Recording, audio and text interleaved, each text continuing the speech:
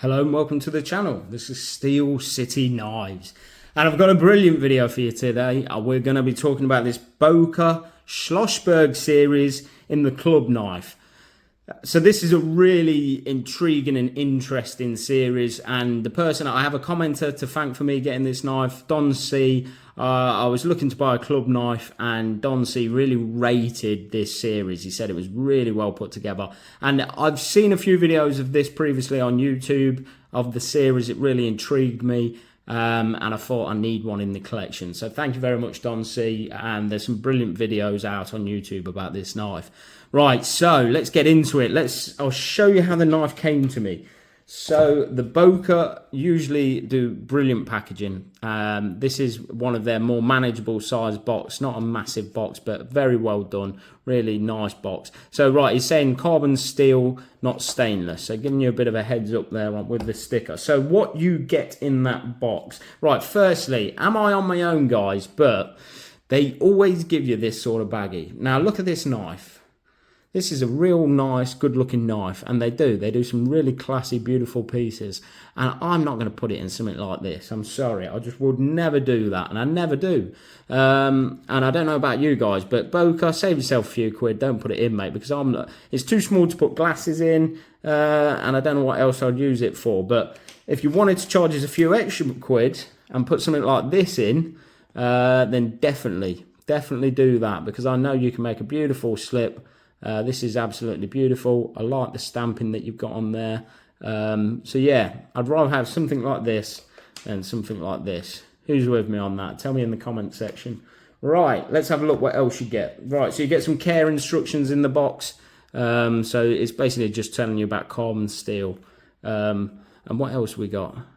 Yeah, it's mainly about the blade steel itself more than anything else. Now, you have certification, right? Now you know you've got a classy, usually expensive knife when you have something like this. So this is certification, right? So it says Boker Club Schloss. So I'm going to put some pictures up now of the castle. So Schloss is a castle that's in Solingen, and it's a very historic castle. It's been there obviously a very long time. It was finished in 1133, and as you can see from the pictures, absolutely beautiful castle, and it's on Boker's doorstep. So they have a very good relationship with one another. And when they was refurbishing the castle, and they took out some oak beams, and Boker managed to secure them to make this knife series. So right, as you can see from those pictures, really, really beautiful castle. Be definitely worth visiting if you're ever in Solingen. Definitely. So, right, let's have a look. So your knife has the individual serial number of 190, which is actually on the knife itself as well. So, and they've made 1,133 to signify when the castle was built in 1133. So they've made 1,133 of each pattern. So there's 7 patterns in the series. So I went with the club knife. It's my only one in the collection. So this is the blade steel. It tells you is 01. We've got the Rockwell hardness of 60 to 61. It shows you the grind, which is the flat grind, and then the blade finish. So it's acid wash, and it's also tumbled. So being a sort of a carbon steel blade, that acid wash is going to offer protection, and also the fact that it's tumbled will, if you're going to use this knife, will sort of not show up the scuffs as much. So it will prolong the look of the knife and keep it looking nice. Okay, and I think the finish on the blade really suits this knife. I think it really complements the cover materials. And then obviously the handle material is Schloss oak. Right, let's have a look at the knife. Look at it. It's absolutely beautiful. Like I say, it's got that real... I did a short on this, guys, and I used the theme tune from Games of Thrones because I think it really sort of suited that. It's just an absolute gorgeous knife. I really love it. At first, now let's have a look. So it's got this... So this is oak covers, all right? And what they did, I'll put a picture up now. of them actually working with this oak. The actual beams, this is from the Boker's website. So that's a guy cutting into one of the beams. And they stated on their website how much it took to work with this material, because obviously they've been up there a while. There's going to be holes in it for electrical cables and nails and all sorts of things, fixings. So they probably did, it did take a bit of work to get a couple of workable bits of slabs that they could use as covers. And then they've got this black finish on it. Now I was a bit unsure about this, and I wondered why they did this. When you've got such, historic wood, and personally, I thought you'd want to show off the grain and things like that. Now, it led me down a bit of a garden path.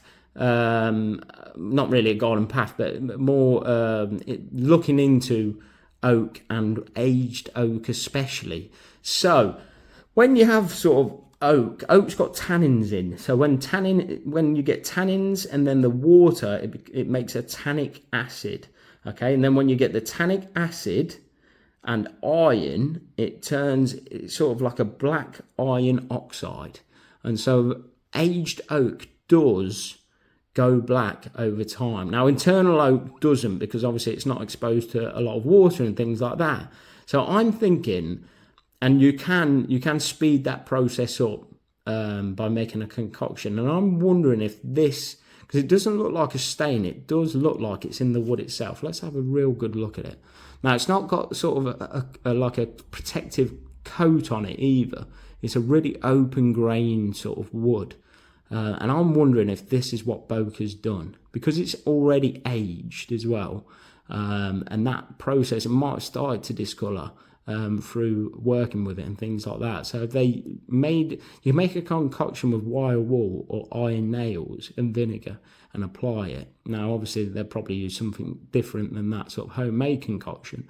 But I wonder if they've sort of forced this blackening on the oak itself.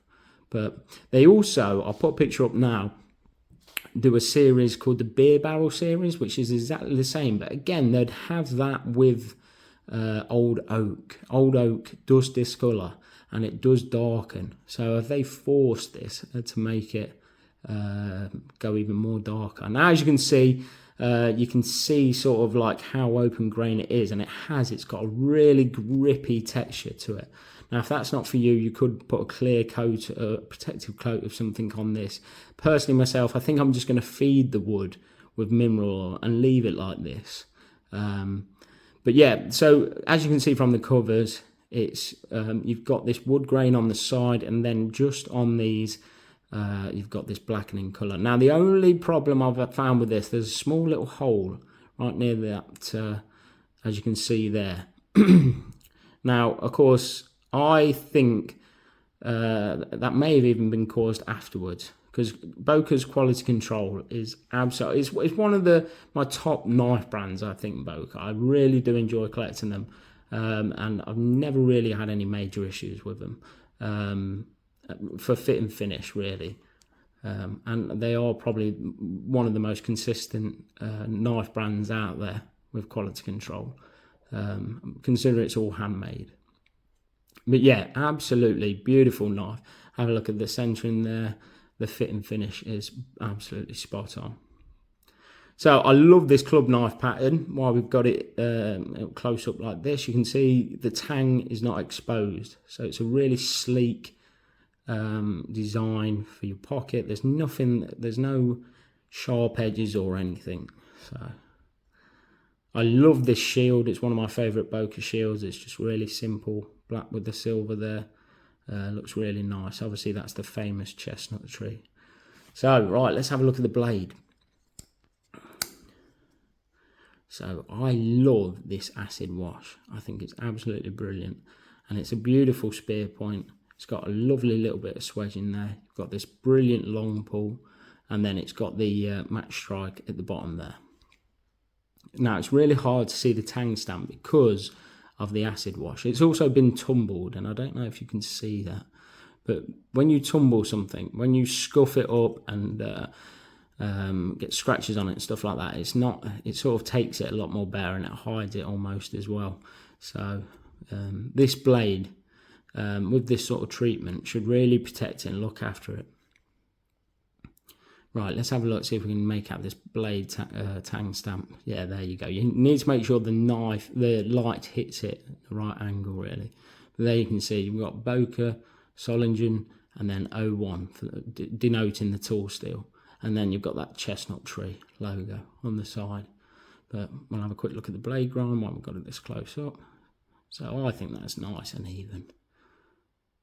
Yeah, they've done a really good job on this, and it didn't take much cleaning out either. We'll have a look at the walk and talk. It's really snappy. Really, really beautiful knife. I'm really impressed with this.